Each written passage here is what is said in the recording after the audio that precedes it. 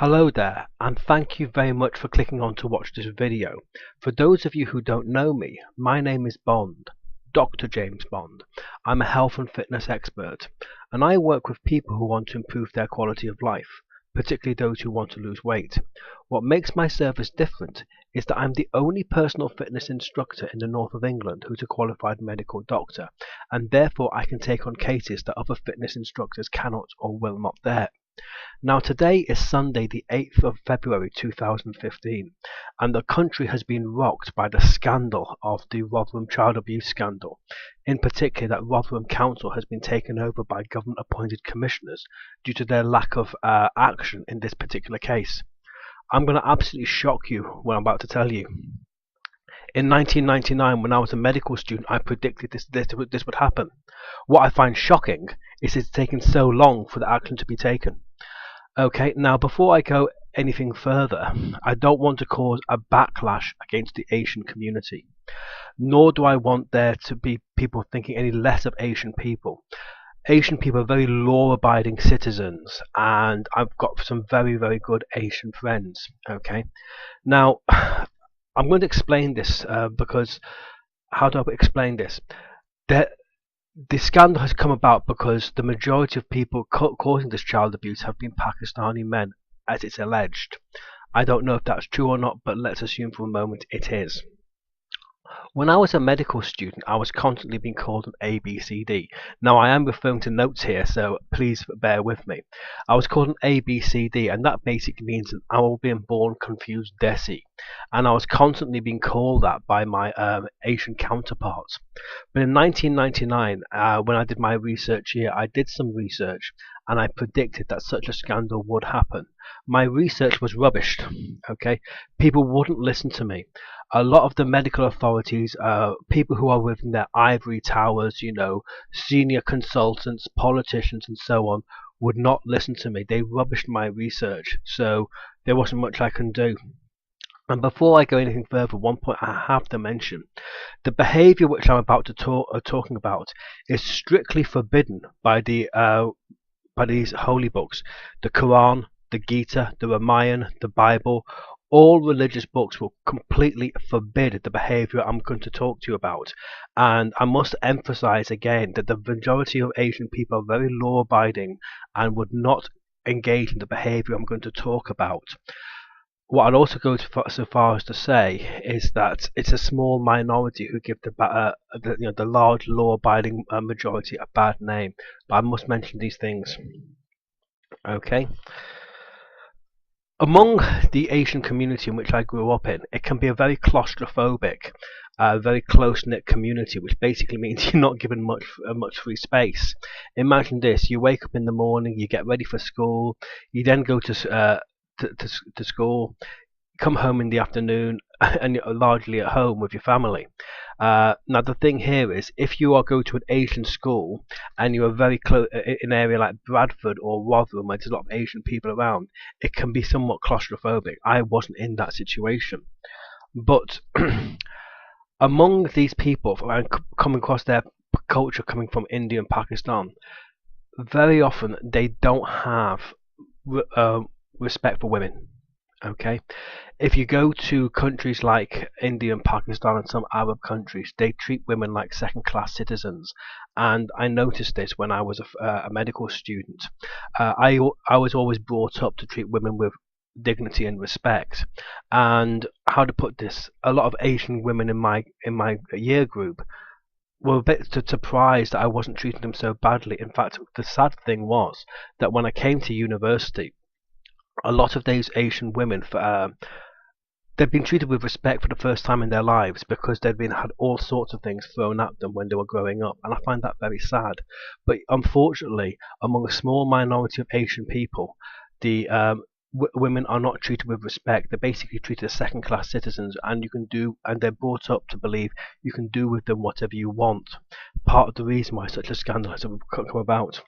Okay, now there are 4 types of child abuse: physical abuse, emotional abuse, neglect, and sexual abuse. And there are 2 more which are more common among the Asian community. The one that really hits the headlines is forced arranged marriages. And the second one is forced fattening, which comes into my remit as a fitness instructor. It actually is quite common for me to have how to put this women ring me who've been force fed by their families to make sure no white man will find them attractive. In one case, I did have one lady who was force fed to such an extent her diabetes was at a dangerous level, and by God, it took a lot of work to basically bring it under control. Thankfully, we got her off the insulin. Thankfully, we got her off all diabetic medication, and she's back to normal. But obviously, she's going to be a diet controlled diabetic for life, I'm afraid. Okay, it is cultural amongst a small number of the Asian community to care more about other people's families than your own. Okay, and that is extremely common. Um, they a lot of Asian people care more about what their friends think of them than they do care about anything else. And basically, their reputations are the be all and end all. Okay, a lot of them engage in emotional abuse. Okay, I should say a lot of that minority, I should say, and that emotional abuse revolves around nagging and being constantly critical of everything. For example, I have had friends who've got eights and nines out of tens in homework, and their parents slap them for not getting tens. Okay, they slap them or emotionally or physically abuse them for not getting in the high 90s because nothing is good enough. They walk home, and for example, I do know one school child who was bullied by a bunch of people on the way home, and is crying on the way home, comes into the house, and what does his mum do? Shouts at him saying, what would happen if one of my friends saw me? You've brought shame upon the family. This is not the kind of thing when you've been battered by four people, but this sort of thing happens. Among this small minority of the Asian community, they do have this view of I am right, you are wrong. Okay, no matter what you say, they are right, you are wrong. You basically could be Einstein, but they form a view that they're right and you're wrong. I hate to say this, and I really do. Some Asian people, albeit a small minority, have very little, if any, respect for the law.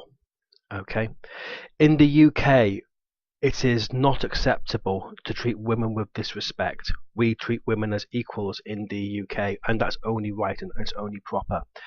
A lot of the behaviour that you and I find unacceptable, I should say, is acceptable among these communities.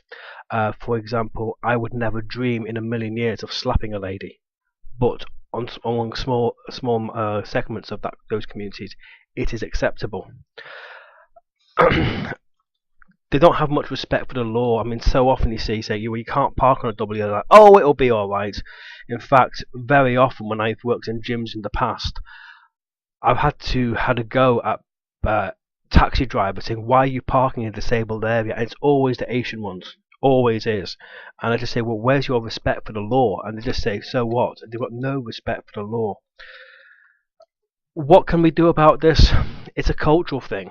In some manners of speaking, I do feel sorry for the council because they're up against a culture. Okay, they're up against a small minority of a cultural group where basically this behaviour is acceptable, and it's very difficult for them to do anything about it. I would like to see the authorities ban arranged marriage in all sense of form, and I do think the authorities could do more to keep an eye on Asian kids. I think they do need to do that, but obviously that would be deemed as racist. I want to emphasize again that this is a behavior by a very small minority of the Asian community. The overwhelming majority are very law-abiding people and won't do this. I would emphasize again that such behavior is strictly forbidden in the Koran, the Gita, the Ramayan, the Bible, any religious book. But I do think something needs to be done, and it's really sad for me to tell you that I predicted such a scandal in 1999. I wrote in my research paper that such a scandal would occur. It is more likely to occur in areas where you have a high number of Asian people. And my research was rubbished. People laughed at me, and basically those in the ivory towers basically called me a loony. Anyway, so what would I like you to do? What's my call to action? I'd like you to basically keep an eye out for people. If you have children, okay, keep an eye out on them, okay? Always know where your children are at all times. Make sure your children have a mobile phone with them. You'll be amazed how many kids don't, okay? Make sure you're on a phone package that if your children want to ring you, it's a free phone number. Basically, a lot of these phone companies have what's known as magic numbers, where, basic phones to certain people are free. Okay, make sure you know where your children are at all times. Make sure they stick to well lit routes, and make sure your children learn self-defense. That's very, very important. If you learn nothing more, make sure your children learn self-defense. Anyway, my name's Bond, James Bond, leaving you shaken but not stirred. Bye bye.